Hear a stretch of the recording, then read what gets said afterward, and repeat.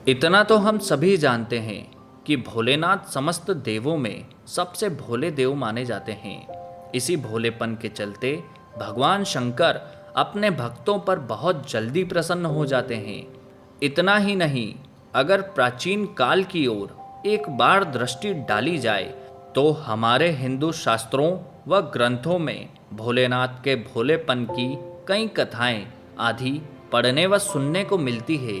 आज हम आपको शिव जी की एक ऐसी कथा और स्थान के बारे में बताने जा रहे हैं जहां भोलेनाथ अपने एक भक्त के लिए नौकर बनकर रहे थे।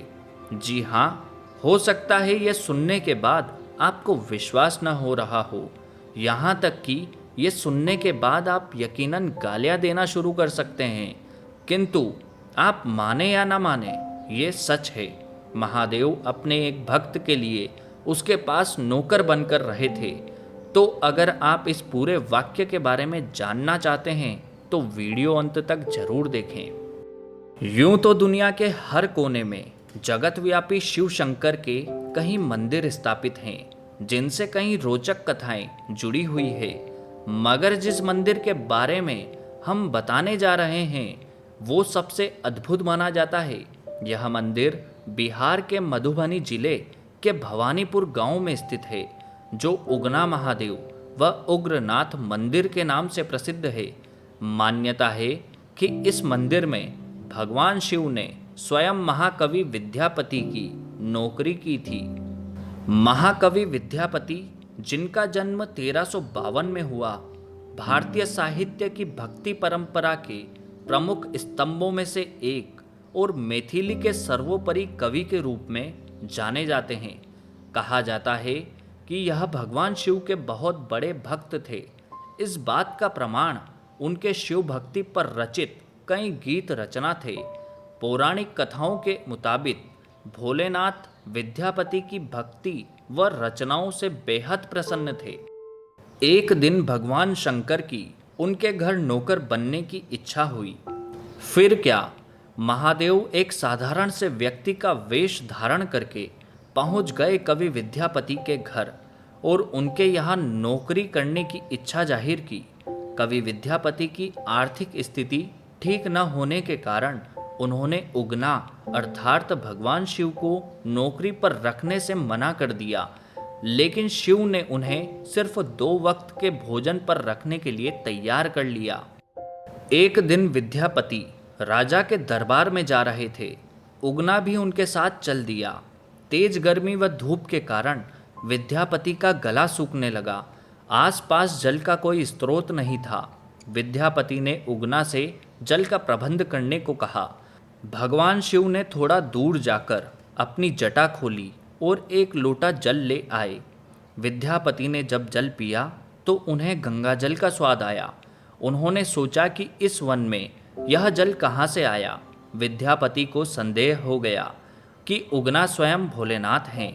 जब विद्यापति उगना को शिव संबोधित करके उनके चरणों में पड़ गए तो शिव को अपने वास्तविक स्वरूप में आना पड़ा। शिव ने कवि विद्यापति के साथ रहने की इच्छा जताई, लेकिन उन्होंने कहा, मैं तुम्हारे साथ उगना बनकर ही रहूंगा। मेरा वास्तविक परिचय किसी को पता नहीं लगना चाहिए। विद्यापति ने भगवान शिव की शर्त मान ली, लेकिन एक दिन उगना द्वारा किसी गलती पर कवि की पत्नी उसे चूल्हे की जलती लकड़ी से पीटने लगी। उसी समय विद्यापति वहां आए और उनके मुंह से निकल गया कि यह साक्षात भगवान शिव हैं, इन्हें तुम लकड़ी से मार रही हो। जैसे विद्यापति के मुख से ये बात निकली, शिव अंतर ध्यान हो गए। अपनी भूल का पछतावा करता विद्यापति पागलों की तरह वनों में शिव को पुकारने लगे।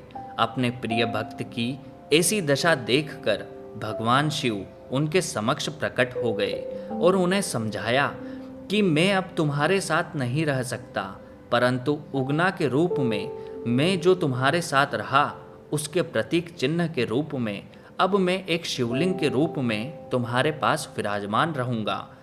उसके बाद उस स्थान पर शिवलिंग प्रकट हो गया। बता दें, आज की तारीख में उग्रनाथ महादेव नामक प्रसिद्ध मंदिर मधुबनी जिले में भवानीपुर गांव में स्थित है। इस प्रसिद्ध मंदिर के गृह गर्भ में जाने के लिए 6 सीढ़ियां उतरनी पड़ती है। ठीक वैसे जैसे उज्जैन के महाकाल मंदिर में शिवलिंग तक पहुंचने के लिए 6 सीढ़ियां उतरनी पड़ती है। यहाँ स्थापित शिवलिंग स्वयंभू है, जो आधार तल से 5 फुट नीचे है। माघ कृष्ण पक्ष में आने वाला नरक निवारण चतुर्दशी उगना मंदिर का प्रमुख त्योहार है। वर्तमान उग्रनाथ महादेव मंदिर 1932 में निर्मित बताया जाता है। कहा जाता है कि 1934 के भूकंप में मंदिर का बाल भी बाका नहीं हुआ था। मंदिर के सामने एक बहुत ही सुंदर सरोवर है और उसके पास ही एक कुआं भी है।